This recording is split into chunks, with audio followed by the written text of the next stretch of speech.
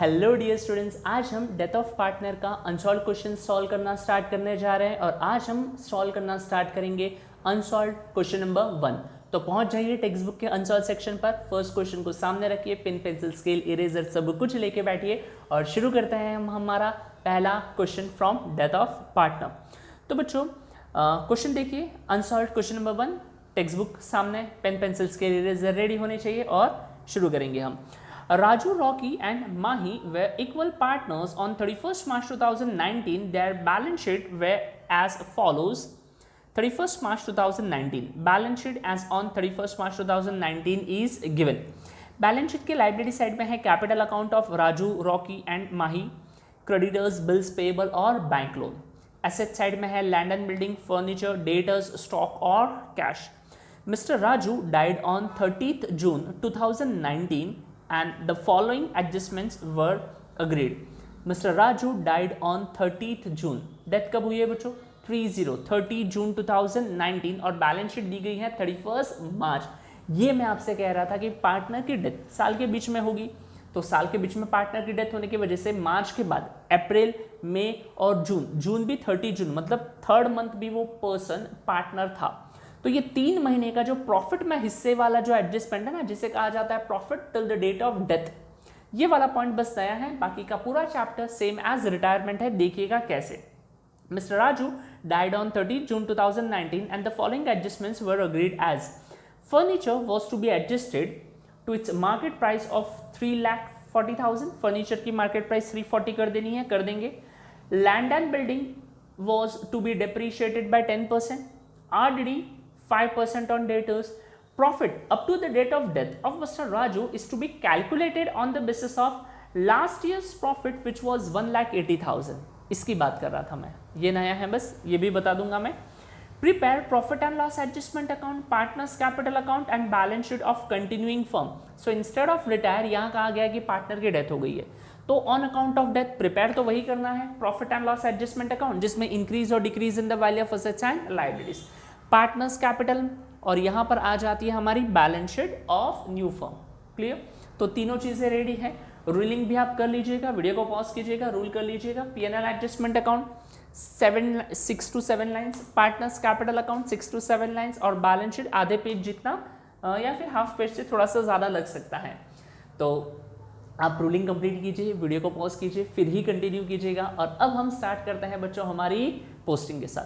Posting इस chapters की ऐसे ही करनी है जैसे हमने एडमिशन और रिटायरमेंट के सारे एडजस्टमेंट्स किए थे, आज भी हम वैसे ही करेंगे। तो बच्चों आगे बढ़ने से पहले वो जो नया वाला पॉइंट है उसे मैं एक बार आपको सॉल्व करके बता देता हूं। That is profit up to the date of death. ठीक है, यहां देखिए, profit up to date of death. अब ये जो प्रॉफिट दिया हुआ है ये पार्टनरशिप फर्म का है। Profit up to the date of death of mister Raju is to be calculated on the basis of last years profit which was 1,80,000। तो लास्ट ईयर का प्रॉफिट कितना था? 1,80,000। ये बच्चों पार्टनरशिप फर्म का प्रॉफिट था, राइट? अब इसमें हमें किसका शेयर कैलकुलेट करना है? राजू का शेयर, राजूज शेयर, क्योंकि उसकी डेथ हो गई है तो हम उसके एग्जीक्यूटर को या उसके कैपिटल अकाउंट में कितना अमाउंट ट्रांसफर करेंगे प्रॉफिट का, वो हमें जानना है। तो टोटल प्रॉफिट में से हम जो राजू का शेयर है, जैसे क्वेश्चन कह रहा था Raju, Rocky and Mahi they were equal partners, और इक्वल पार्टनर्स थे तो बेटा राजू का शेयर कितना हो जाएगा? 1/3। 1/3 करेंगे तो 3 6 18 और ये हो जाएगा हमारा 60,000। बट ये पर एनम पूरे साल का होगा। और उसकी डेथ कब हुई है? उसकी डेथ हुई थी, राजू की डेथ हुई थी, डेथ कब हुई है अकॉर्डिंग टू क्वेश्चन? 30 जून 2019। और बैलेंस शीट कब की दी गई है? 31 मार्च 2019 से लेके 30 जून 2019 तक। यहां से लेके यहां तक अगर आप काउंट करें तो मार्च तो खत्म हो चुका है। हाँ, अप्रैल, मई और जून कितने मंथ्स हो रहे हैं? 3 मंथ्स। तो इस साल के लिए उसका 3 मंथ्स का जो प्रॉफिट होगा वो कितना होगा? 60,000 ये एनुअल प्रॉफिट, और 3 मंथ्स के लिए इंटू 3/12। 3 मंथ्स के लिए 3/12, तो ये 12 1 जा 12 और 12 5 जा 60, 12 5 60। ठीक है, और ये 5 × 3 15 और 1 2 3 zeros 1 2 3 0। तो जो 3 मंथ्स के लिए उसको जो प्रॉफिट मिलना चाहिए वो मिलना चाहिए कितना 15,000। और इस 15,000 को जो रिकॉर्ड करना है वो इस चैप्टर में थोड़ा सा नया है। कैलकुलेशन तो बेसिक है। जैसे अब देखो राजू को प्रॉफिट में से हिस्सा मिलेगा, उसका जितना शेयर है उतना। राजू का 1/3 शेयर था क्योंकि इक्वल पार्टनर्स है और 3 है, 3 में इक्वल मतलब 1 1 1 1:3 1:3 1:3। तो 1,80,000 इंटू 1:3 60,000 आ गया। बट ये तो पूरे साल भर का प्रॉफिट होता है, वो तो पार्टनर की डेथ 30 जून को हुई है, तो जब तक उसकी डेथ होती है तब तक ही वो पार्टनर था, राइट। उसके बाद वो पार्टनर नहीं रहा तो उसकी डेथ हो चुकी है ना, तो तब तक का ही उसको शेयर मिलेगा। तो तब तक का शेयर मतलब मार्च के बाद अप्रैल, मई और जून। अप्रैल पूरा मंथ काउंट होगा, नए साल का पहला मंथ। मई पूरा काउंट होगा, जून भी पूरा काउंट होगा क्योंकि इसकी डेथ कब हुई है, जून के एंड में, लास्ट डेट पे। तो वो 3 मंथ्स के लिए हमने 60,000 इंटू 3/12 किया है, जो हमें मिला है 15,000। 12 5 60, 5 into 3 15, यस 15,000। इसे जो लिखना है वो नया है, बाकी सारी चीज़ें वही है जो हम रिटायरमेंट में करते आ रहे हैं। तो बच्चों वो मैंने आपको कैलकुलेट करके बता दिया। अब हम स्टार्ट करते हैं हमारे क्वेश्चन की पोस्टिंग। रूलिंग आपने कर ही ली होगी। पहला स्टेप होता है हमारा opening balance of partners capital account. आप ऐसा समझिए कि हम रिटायरमेंट ही कर रहे हैं। तो opening balance of partners capital के क्रेडिट साइड में क्या लिखेंगे, bye balance brought down. Sir यहाँ क्यों लिख रहे हैं, क्योंकि लाइबिलिटी साइड में दिया है कैपिटल का अमाउंट। अगर एसेट साइड में होता तो डेबिट साइड में लिखते to balance brought down. Clear, by balance brought down, by balance brought down कितना है 5 लाख 2 लाख 2 लाख 5 लाख 2 लाख 2 लाख। ये कर लिया हमने 5 lakh 2 lakh 2 lakh by balance brought down, opening balance है। Apart from that next step कौन सा होता है हमारा, distribution of accumulated profits. Liability side में देखिए कहीं पर भी general reserve, reserve fund and profit and loss account, तीनों में से कुछ नहीं है। ना ही एसेट साइड में हमारे पास प्रॉफिट एंड लॉस है, तो ये वाला स्टेप भी हम नहीं कर पाएंगे because they are no accumulated profits और लॉसेज एज वेल। अब आगे बढ़ते हैं, नेक्स्ट स्टेप है हमारा शेयर ऑफ गुडविल। अब शेयर ऑफ गुडविल के बारे में इस क्वेश्चन में गुडविल का नाम भी नहीं है और जिक्र भी नहीं है। तो नाम ही नहीं है और जिक्र ही नहीं तो हम भी कुछ नहीं कर सकते। कहीं पर गुडविल के बारे में कुछ नहीं कहा गया है तो हम कहीं से एज्यूम करके लेके भी नहीं आ सकते, ठीक है। अब उसके बाद क्या सर, उसके बाद हम करते थे इंक्रीज और decrease in the value of assets and liabilities, तो वही शुरू करते हैं। तो देखिए पहला लाइन कहता है furniture was to be adjusted to its market price 3,40,000। तो फर्नीचर को एडजस्ट कर लेते हैं उसकी मार्केट प्राइस पे। एसेट साइड में लिखेंगे फर्नीचर, यहाँ डेट लिख लेते हैं 30 जून 2019, आफ्टर डेथ है ये बैलेंस शीट जी। फर्नीचर बुक वैल्यू, जो वैल्यू बुक्स ऑफ अकाउंट्स में दी है वो है 3 लाख, तो 3 लाख लिखी जाएगी फर्नीचर की वैल्यू। अब यहां हम देखेंगे तो फर्नीचर की नई वैल्यू दी है 3,40,000। यहां लिखूंगा बच्चों मैं ऐड इंक्रीज इन वैल्यू, मैं एप्रिसिएशन भी लिख सकता हूं। अब नई वैल्यू क्वेश्चन कहता है 3,40,000 हो गई, हमारी वैल्यू 3 लाख है, तो कितने से वैल्यू बढ़ी है, 40,000 से वैल्यू क्या हुई है बच्चों, बढ़ गई है। तो ये लिख ली 40,000। अब ये जो 40,000 से जो वैल्यू बढ़ी है वो है हमारा प्रॉफिट, और प्रॉफिट लिखा जाता है रीवैल्यूएशन अकाउंट के क्रेडिट में, that is profit and loss adjustment के क्रेडिट में। बाय फर्नीचर, बाय फर्नीचर 40,000, सीधा आउटर कॉलम, ये दो ही कॉलम है इनर और आउटर, ये ऐसी ब्लाइंड स्पेस है। 40,000 फर्नीचर लिख लिया हमने, add appreciation increase in the value of asset. उसके बाद है land and building to be depreciated by 10%, so let's depreciate land and building. Land and building, land and building की बुक वैल्यू की तरफ देखेंगे तो जो क्वेश्चन में दी है वो वैल्यू है 4 लाख, लेस डेप्रिसिएशन, 10% से डेप्रिशिएट करना है तो ये हो जाएंगे हमारे 40,000, तो 4 लाख माइनस 40,000 इज 3,60,000। ये डेप्रिशिएट हो चुका, और जितने से डेप्रिशिएट हुआ है that decrease in the value of asset is loss. Loss है तो कहाँ आएगा, यहाँ पर revaluation, that is profit and loss adjustment account के डेबिट साइड में, to land and building to land and building 40,000, to land and building 40,000। अब इस लैंड एंड बिल्डिंग के हम आगे बढ़ते हैं, that is provide RDD at 5% on debtors, RDD at 5% on debtors. तो हम लिख लेते हैं डेटर्स, डेटर्स की वैल्यू लिखते हैं वो है 3 लाख और 5% आरडीडी प्रोवाइड करनी है, पहले से है ही नहीं तो हम जो क्रिएट करेंगे वही न्यू आरडीडी होगी। अमाउंट के पीछे से एक जीरो हटाओ, 10% होगा दैट इज 30,000 और उसका हाफ कर लो 15,000, माइनस करेंगे 2,85,000। अब पहले आरडीडी नहीं थी, हमने लिखी आरडीडी क्रिएट हो गई, इंक्रीज इन आरडीडी, और इंक्रीज इन आरडीडी क्या है, लॉस। लॉस कहां आता है, revaluation account debit side, to RDD कितना लॉस है 15,000, ये लिख लिया 15,000 हमने। इसके बाद आगे देखते हैं, profit up to the date of death of Mr. Raju is to be calculated on the basis of last year's profit which was 1,80,000 and that's what we did. Last year का profit दिया 1,80,000, राजू का share 1/3 था, तो 1/3 था तो 1,80,000 into 1/3, ये लिख के रखते हैं यहाँ पर 1/3, क्योंकि क्वेश्चन में बोला ना इक्वल शेयर, 3 पार्टनर्स है इक्वल है तो 1:1:1 विच मीन्स 1/3 1/3 1/3।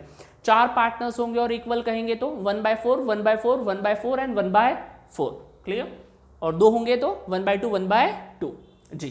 तो 1,80,000 इंटू 1/3 60,000 ये साल का प्रॉफिट होगा, दिस इज एनुअल प्रॉफिट। अब यहां तो पार्टनर सिर्फ 3 महीने जिंदा था, मतलब 3 महीने नया वाले पार्ट टर्म में 31 मार्च के बाद अप्रैल मई और जून, ये 3 मंथ्स, क्लियर। इसलिए हमें कितना मिला था 15,000। अब इंपॉर्टेंट पॉइंट आ जाता है, इसे लिखेंगे कैसे। इसे बच्चों यहां हमें पार्टनर्स कैपिटल के क्रेडिट में यहां पर लिखना है by profit and loss suspense account. किसका था, राजू का प्रॉफिट था, तो राजू के कॉलम में लिखेंगे 15,000। ये तो बच्चों मैंने आपको फर्स्ट लेक्चर जो था फॉर्मेट का उसमें भी बताया था। अब यहां पर इसे प्रॉफिट एंड लॉस सस्पेंस के फॉर्म में लिखने पर इसका और एक एडजस्टमेंट, मतलब एक इफेक्ट और आएगा, और वो और एक इफेक्ट क्या आएगा, वो आ जाएगा बच्चों बैलेंस शीट के एसेट साइड में। एसेट साइड में लिखना भूलिएगा मत, profit and loss suspense account, amount कितना है 15,000, ठीक है। This is profit till the date of death, bracket में चाहिए तो लिख के रख सकते हैं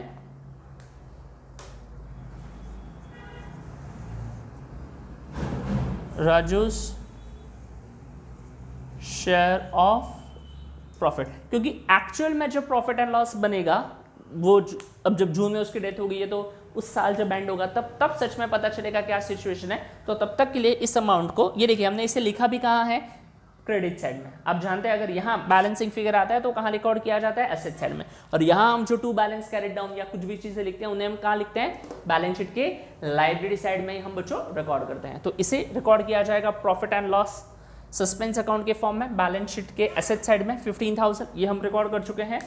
और इसी के साथ साथ आई थिंक हम पूरा क्वेश्चन की पोस्टिंग खत्म कर चुके हैं। First adjustment covered, second covered, third covered, fourth covered. बहुत छोटा सा क्वेश्चन था इसलिए उन्होंने फुल फ्लेज के फॉर्म में पूछा है। वैसे जनरली इसमें सिर्फ वो एक अकाउंट है ना एग्जीक्यूटर वाला, वो ज्यादा एग्जाम में बार पूछा गया है रदर देन ऐसा फुल फ्लेज क्वेश्चन।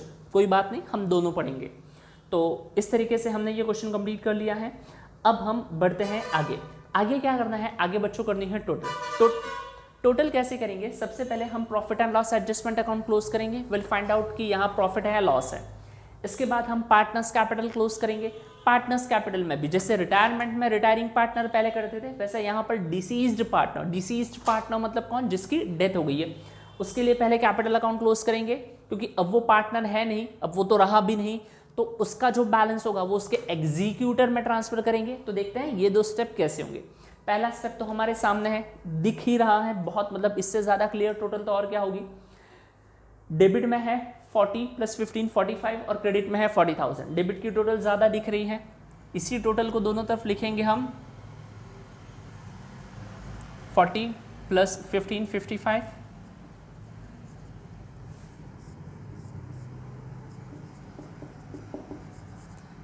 यहां पर by partners capital account by partners capital account Raju, Rocky, Mahi. यहाँ पर देखेंगे 15,000 ही बैलेंसिंग फिगर बचेगा। और जैसे क्वेश्चन में कहा गया था कि देवे इक्वल पार्टनर्स, इक्वल 3 लोग, इक्वल मतलब 1/3 1/3 1/3, और 15 divide by 3 is 3, 5 is 15, 5,000 each, 5,000 5,000 5,000। ये क्या है? This is loss on revaluation. कैसे पता चला? डेबिट की टोटल ज्यादा है, क्रेडिट की टोटल कम है, excess of expenditure over income, loss by partners capital account, partners का नाम, लॉस ऑन रीवैल्यूएशन। अब इसे यहां लिखने के बाद इसका सेकंड इफेक्ट आ जाएगा पार्टनर्स कैपिटल के डेबिट में। आप वीडियो को पॉज करते चलिएगा, साथ साथ पे पोस्टिंग करते चलिएगा, मजा आएगा जी। 2 profit and loss adjustment account, यहां लिखेंगे बच्चों। ये प्रॉफिट एंड लॉस एडजस्टमेंट है, ये प्रॉफिट एंड लॉस सस्पेंस है, दोनों को मिक्स मत कर देना, ठीक है, वरना अलग ही नहीं हो पाएंगे। तो यहां पर 5 5 एंड 5,000, इस तरीके से हम तीनों में अमाउंट भी रिकॉर्ड कर चुके हैं, 5,000 5,000 5,000। अब बच्चों यहां पर इस पार्टनर्स कैपिटल को क्लोज करने में हम सबसे पहले डिसीज्ड पार्टनर जिसकी डेथ हो गई है उसका कैपिटल अकाउंट क्लोज करेंगे, ये रहा।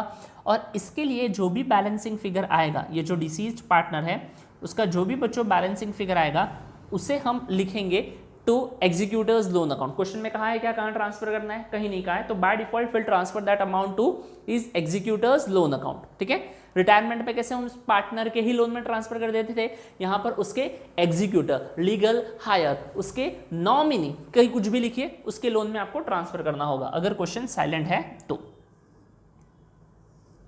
राइट। तो 5 lakh plus 15,000, 5 lakh 15,000, 5 lakh 15,000 minus 5,000, 5 lakh 10,000, 5 lakh 10,000 to Raju's executors loan account, to Raju's executors loan account, loan account। कितना अमाउंट है? It's 5 lakh 10,000, clear, okay.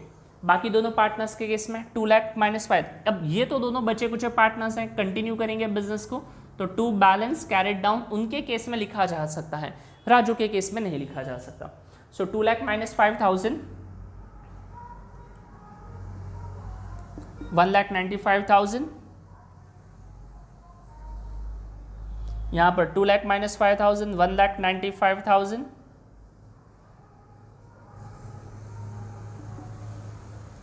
2 lakh, 2 lakh, और यहां पर 5 लाख 15,000। अब ये जो बैलेंसिंग फिगर्स हैं जिसे हमने टू बैलेंस कैरेट डाउन लिखा है, हम उसे जैसे ही लिखते आ रहे हैं वैसे ही हम यहां पर कैपिटल अकाउंट के फॉर्म में लिखेंगे। कैपिटल अकाउंट, जो दो पार्टनर्स हैं रॉकी एंड माही, तो फर्स्ट पार्टनर के लिए इज वॉज 1,95,000, सेकेंड के लिए भी 1,95,000, 0 0 0 5 5 10,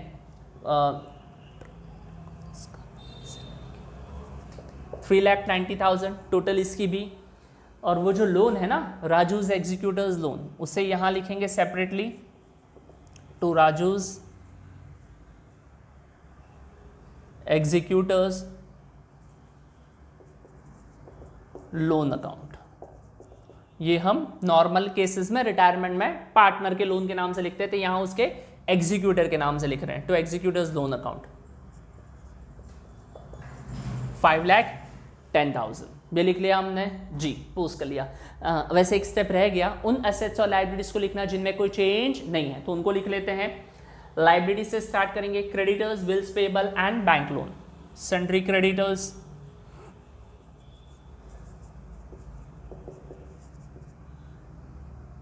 amount 90,000, bills payable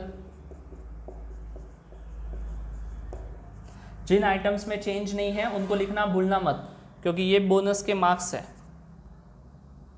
bank loan, individual items पे पोस्टिंग पे मार्क्स होते हैं, जितना ज़्यादा सही लिखोगे उतना ज़्यादा मार्क्स मिलेगा। Bank loan 1,50,000। एसेट साइड में देखेंगे लैंड एंड बिल्डिंग कवर्ड है जी, फर्नीचर एडजस्टमेंट्स में आ गया, डेटर्स आ गए, स्टॉक और कैश बचे कुछ हैं, तो इनको भी एज इट इज लिख लेते हैं क्योंकि उनमें कोई चेंज नहीं था। सो स्टॉक 1 लाख। कभी कभी पार्टनर को कुछ या उसके एग्जीक्यूटिव को कुछ पे करने के लिए कहेंगे, इस क्वेश्चन में कुछ भी नहीं कहा था, तो कैश भी अनचेंज एज इट इज रहेगा, दैट इज 1 लाख। कैश को भी हमने एज इट इज लिख लिया है। और इस तरीके से बच्चों हमारा ये जो क्वेश्चन है वो यहीं पर खत्म होता है पूरा का पूरा। बस एक बार टोटल क्रॉस चेक कर लेते हैं सही है या नहीं।